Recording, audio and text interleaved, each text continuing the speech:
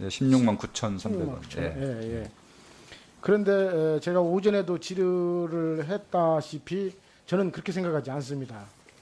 최소한 목표 가격은 40만 원대가 돼야 하고 또 시장 가격은 21만 원이 돼야 합니다. 이게 의원님.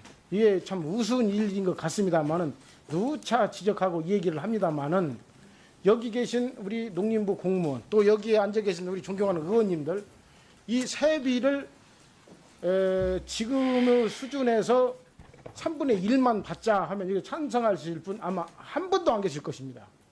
현실은 그렇습니다. 이 부분을 왜 농민들만 부담을 해야 하는가? 이것은 아주 심각한 문제입니다. 누차 말씀드리지만 쌀값은 지금으로부터 20년 전의 쌀값입니다. 20년 전에 세비라고 하면 지금의 3분의 1이 채 안 됩니다. 그런데 다른 모든 분야는 다 그렇게 물가 상승률, 경제 상승 성장률에 맞게 책정을 하면서 쌀값만이 그런 피해를 봐야 하는가에 대한 답이 없습니다. 그리고 그 부분에 대해서는 당연시 받아들입니다. 그리고 거기에서 조금 올리는 것이 어려운 것으로 생각합니다. 특히 문재인 대통령께서는 장관님 아시다시피 본인의 말씀으로 최소한 농업 문제만큼은 본인이 직접 챙기겠다. 아울러 21만 원 돼야 한다. 이렇게 본인이 말씀을 하셨어요. 또 아울러 존경하는 장관님 부지사 시절이나 국회의원 시절에 어떠한 누구보다도 농민의 편에 서서 농민의 이익을 대변한 이러한 훌륭한 의원이었던 것으로 저는 기억하고 있습니다. 전 맞다고 생각하는데 어떻게 생각하십니까? 그 부분에서. 너무 과찬의 말씀이고 저는 모든 노력을 다하겠습니다. 예, 저 그렇게 알고 있습니다. 그런데 어찌된 영문인지 장관짜리만 알게 되면 안게 되면은 농민의 편이 아니에요, 이거. 이거 있을 수 없는 일입니다. 저는 농민의 편입니다.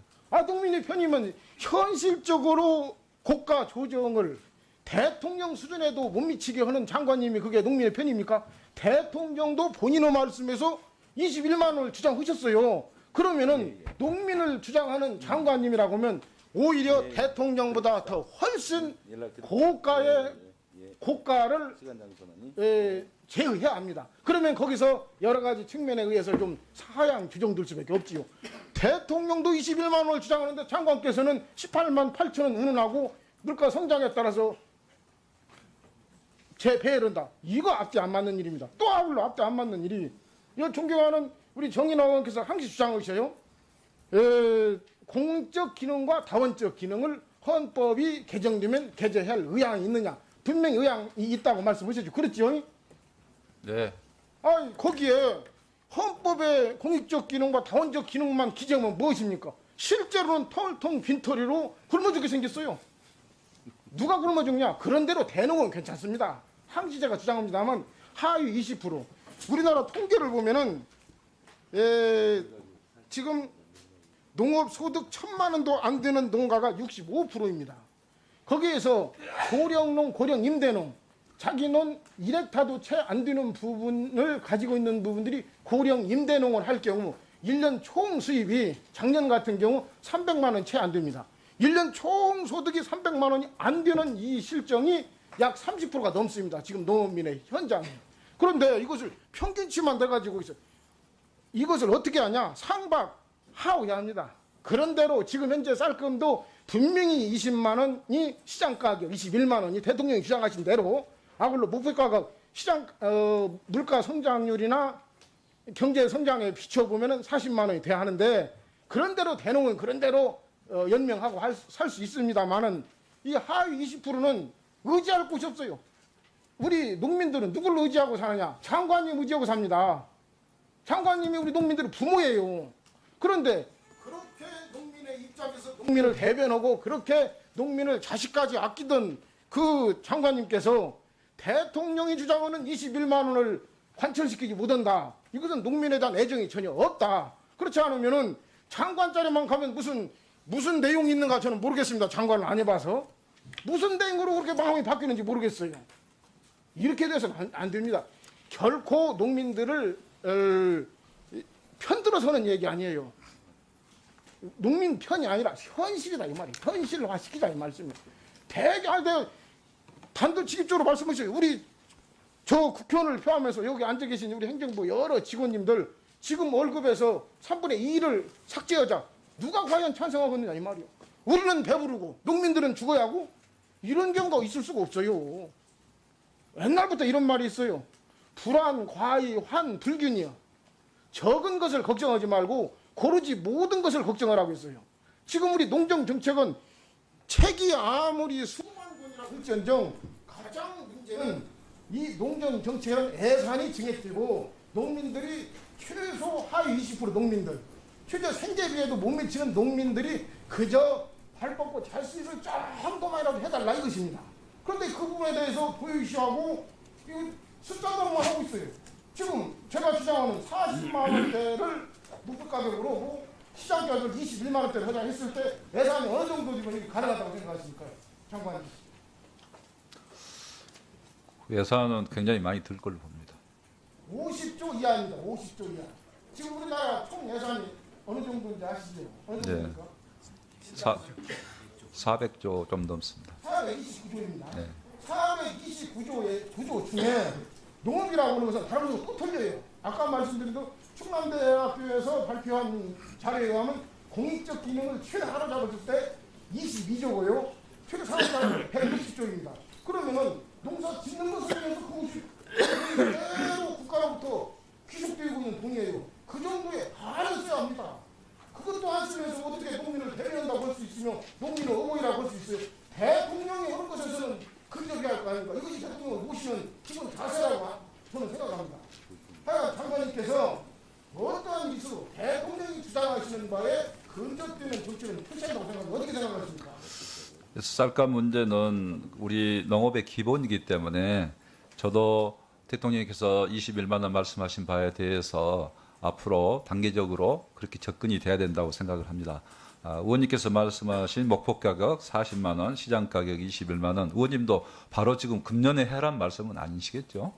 금년은 아니요. 내년 그래서 그런 문제에 대해서 저도 농민의 편에 서서 최대한 열심히 하겠습니다. 그렇지만은 또 한편에 공감대가 형성될 수 있는 선에서 제가 정책을 또 이야기를 해야지. 그렇지 않으면은 정책의 신뢰도가 또 문제될 수도 있기 때문에 국민적인 공감대를 말씀드립니다. 그래서 저도 농업인의 입장에서 일하고 싶습니다. 말씀하셔서 안 돼요. 원래 치료합니다. 말로 누가 못합니까? 아까 말씀드린 대로 헌법에 개정 모든 거 공적 기능 다운적 기능. 제가 네, 김종희 의원님 제가 이제 목표 가격 정리해 40만 주시기 원이라고 바랍니다. 하면 목표 가격 40만 원이 바로 달성될 수 있다 하면은 그렇게 하겠습니다만은 그게 아니란 것을 우리 의원님도 너무 잘 아시지 않습니까? 40만 원 어려워요. 40만 원. 자, 저도 최대한 노력하겠습니다. 21만 원. 의지만 있으면 충분히 가능합니다. 그리고 공감대가 누구하고 공감대입니까? 이것이 예. 이렇게 돼서는 안 돼요. 김종희 의원님 네, 필요하면 또 보충 질문 하시기 바랍니다. 예. 예. 하여튼 장관님을 개인적으로 우리 의원님께서 쌀을 하기 위해서 그런 것도 아니고 장관님을 나무라기 위해서 그런 것도 아닙니다. 우리 농민을 대표하기 때문에 농민의 입장에서 절박한 심정입니다. 저도 예. 의원님의 마음을 잘 헤아리고 예. 있습니다. 이 부분을 좀 맞춰주시기 바랍니다. 관철시켜 주시기를 간곡히 당부 말씀드립니다. 예, 수고하셨습니다. 예, 이어서 안상수 의원님 질의해 주시기 바랍니다. 안 되는 이 실정이 약 30%가 넘습니다. 지금 농민의 현장에. 그런데 이것을 평균치만 돼가지고 있어. 이것을 어떻게 하냐? 상박 하오야 합니다. 그런대로 지금 현재 쌀금도 분명히 20만 원이 시장 가격, 21만 원이 대통령이 주장하신 대로 아울러 목표 가격 시장 물가 성장률이나 경제 성장에 비춰보면은 40만 원이 돼야 하는데 그런대로 대농은 그런대로 연명하고 살 수 있습니다만은 이 하위 20%는 의지할 곳이 없어요. 우리 농민들은 누굴 의지하고 사느냐? 장관님 의지하고 삽니다. 장관님이 우리 농민들의 부모예요. 그런데 그렇게 농민의 입장에서 농민을 대변하고 그렇게 농민을 자식까지 아끼던 그 장관님께서 대통령이 주장하는 21만 원을 관철시키지 못한다. 이것은 농민에 대한 애정이 전혀 없다. 그렇지 않으면은 장관 자리만 가면 무슨 내용이 있는가 저는 모르겠습니다. 장관을 안 해봐서. 무슨 내용으로 그렇게 마음이 바뀌는지 모르겠어요. 이렇게 돼서는 안 됩니다. 결코 농민들을 편들어서는 얘기 아니에요. 농민 편이 아니라 현실이다. 거기에서 조금 올리는 것이 어려운 것으로 생각합니다. 특히 문재인 대통령께서는 장관님 아시다시피 본인의 말씀으로 최소한 농업 문제만큼은 본인이 직접 챙기겠다. 아울러 21만 원 배한다. 이렇게 본인이 말씀을 하셨어요. 또 아울러 존경하는 장관님, 부지사 시절이나 국회의원 시절에 어떠한 누구보다도 농민의 편에 서서 농민의 이익을 대변한 이러한 훌륭한 의원이었던 것으로 저는 기억하고 있습니다. 저는 맞다고 생각하는데 어떻게 생각하십니까? 그 부분에서. 너무 과찬의 말씀이고 저는 모든 노력을 다하겠습니다. 예, 저 그렇게 알고 있습니다. 그런데 어찌된 영문인지 장관 자리만 앉게 되면은 농민의 편이 아니에요, 이거. 이거 있을 수 없는 일입니다. 저는 농민의 편입니다. 농민의 편이면 현실적으로 고가 조정을 대통령 수준에도 못 미치게 하는 장관님이 그게 농민의 편입니까?